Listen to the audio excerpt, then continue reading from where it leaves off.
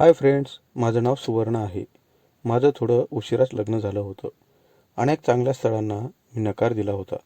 शेवटी माझ्यापेक्षा खूप कमी उंची असलेल्या एका पुरुषाबरोबर मी लग्नगाठ बांधली होती. आमचा आमचा सुखाने संसार सुरू झाला होता. मी दिसायला एवढी सुंदर असताना मी कसं काय अशा पुरुषाबरोबर लग्न केलं असेल, हा प्रत्येकाला पडलेला प्रश्न होता. या प्रश्नाचे उत्तर द्यायला मी शक्यतो टाळायचे. काही लोकांना वाटायचं, सुवर्णाने फक्त संपत्ती पाहूनच अशा पुरुषाबरोबर लग्न केलं असेल. तर काहींना वाटायचं तिचं वय जास्त झालंय, यामुळे तिने असा जोडीदार शोधला असावा. लोकांच्या अशा शंकांचा मी फार विचार करतच नव्हते. यामुळे लग्नगाठ बांधल्यानंतर मी माझ्या कमी उंची असलेल्या नवऱ्याबरोबर सुखाने नांदत होते. माझ्या नवऱ्याचं नाव सुमित होतं. आम्ही एका शहरामध्ये राहत होतो. आमचं 4 खोल्यांचं घर होतं.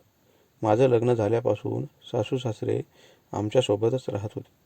त्यांचा मुलगा तसा असल्यामुळे ते मला काहीच बोलत नव्हते.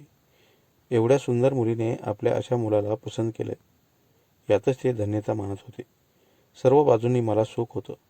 पण आमची खरी गंमत संध्याकाळी सुरू व्हायची. माझा नवरा वयाने मोठा होता. माझं एवढं वय असतानाही माझ्यापेक्षा तो 3 वर्षांनी मोठाच होता. पण शरीराने लहान असल्याने लोकांना तो खूप किरकोळ वाटायचा. रात्र गेल्यानंतर मला समजायचं की किरकोळ दिसणारा नवराही खूपच पॉवरफुल आहे. माझी ती गरज नवऱ्याकडून पूर्ण होत नसेल. यामुळे अनेक लग्न न झालेली मुलं आणि मोठी माणसंसुद्धा माझ्याकडे वेगळ्याच नजरेने पाहायचे. त्यांना वाटायचं नवरा किरकोळ असल्याने मला त्या गोष्टीची खूपच गरज असेल.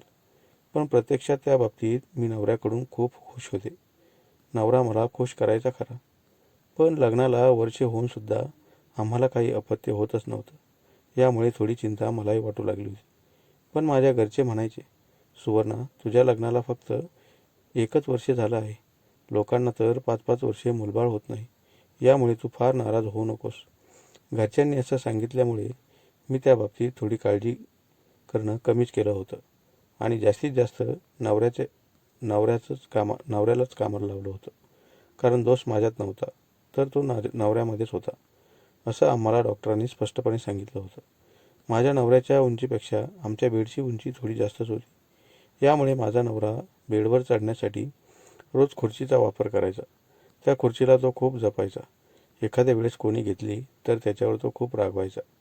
या खुर्चीला तो कामाची खुर्ची म्हणत असे. त्या खुर्चीवर चढून तो बेडवर आला की रात्रभर पुन्हा खाली उतरत नव्हता. वेगवेगळ्या गोळ्या औषधं घेऊन तो थोडासुद्धा मला ढिला सोडत नव्हता. खरोखर माझी ती इच्छा पूर्ण व्हायची, तेव्हा तोही खुश व्हायचा.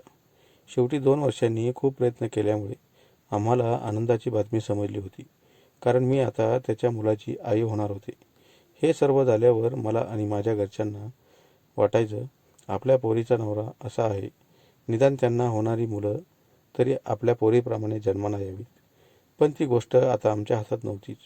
जे समोर येईल त्या गोष्टीला स्वीकारायचं आणि आयुष्य असंच जगायचं, हे मी ठरवलं होतं. माझ्या नवऱ्याच्या शरीराच्या मानाने तो जास्त कष्ट करत होता, कारण त्याला भीती होती, आपल्या बायकोला जर अपत्य झालंच नाही तर ती आपल्याजवळ राहणारच नाही. यामुळे माझ्यापेक्षा माझ्या नवऱ्याला त्याची खूप काळजी होती. आमच्या त्या कामाच्या बाबतीत माझी सासू माझ्या नवऱ्याला खूप छान मार्गदर्शन करायची.